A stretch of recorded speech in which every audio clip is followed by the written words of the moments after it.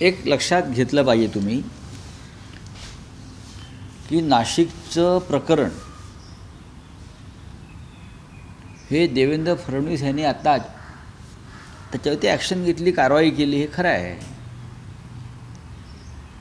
पण देवेंद्र फडणवीस राज्याचे गृहमंत्री म्हणून त्यांना हे माहीत असायला पाहिजे होतं याआधीच. एखाद्या महिलेनं तक्रार करेपर्यंत वाट का पाहायची?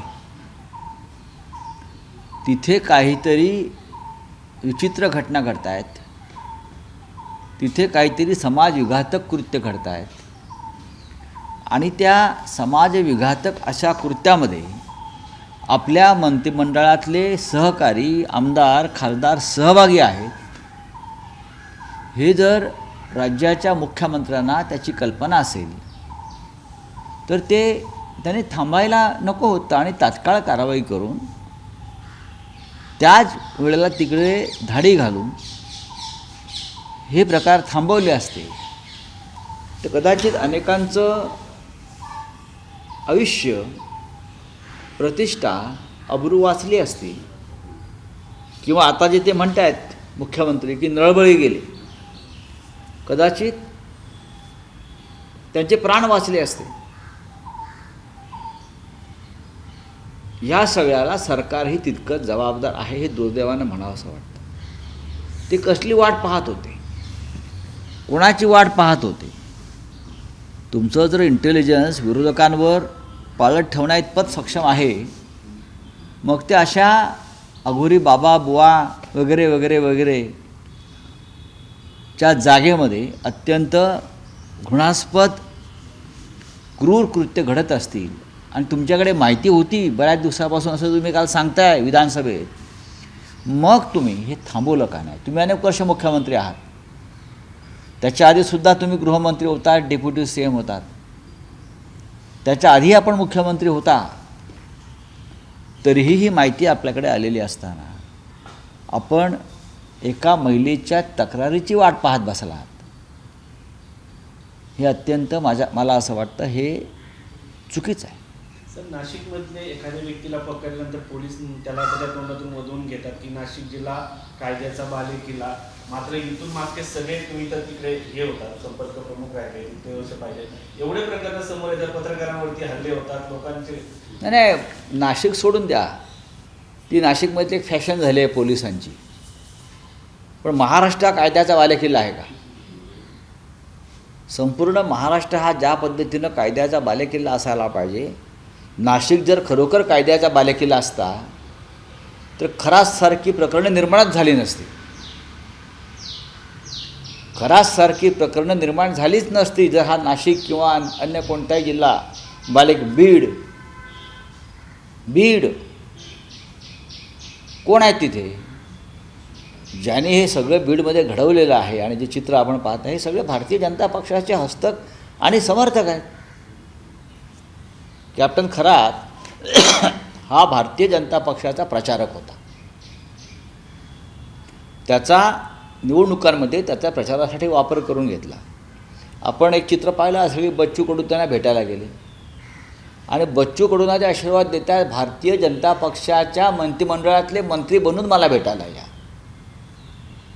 ते असं नाही म्हणाले की काँग्रेस, राष्ट्रवादी, शिवसेना, भारतीय जनता पक्षाचे मंत्री बनवून पुन्हा इथे तुम्ही या.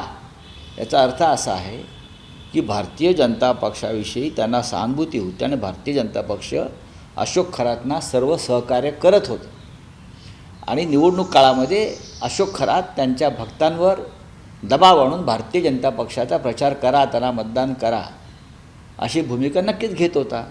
तसं नसतं तर बच्चू कडू किंवा अन्य लोकांना भारतीय जनता पक्षाचा मंत्री होऊन मला भेटायला या असा आशीर्वाद दिला नसता. पहा तुम्ही, आता जेव्हा तिथे काही अशा घटना घडत गेल्या आणि त्या सरकारमधल्या लोकांना वाटलं की हे आमच्या विरोधामध्ये काहीतरी चाललं आहे,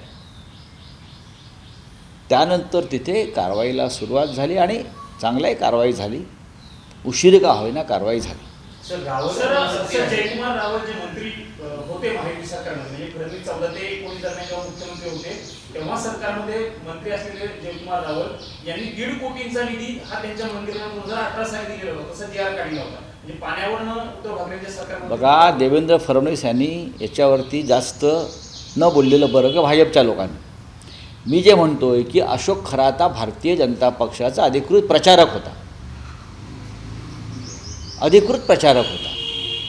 भारतीय जनता पक्षाची किंवा संघ परिवाराची जी नीती आहे की अशा प्रकारची बुवा बाबा महाराज यांची संघटना बांधायची आहे ना, त्यांची एक आध्यात्मिक संघटना का सेना आहेच त्यांची, आणि त्या माध्यमातून या सगळ्यांचा वापर करायचा. त्यांनी वारकरी संप्रदायाला सुद्धा राजकारणामध्ये ओढलेलं आहे. त्याच्यामुळे भारतीय जनता पक्षच या पापाचा सगळ्यात मोठा भागीदार आहे.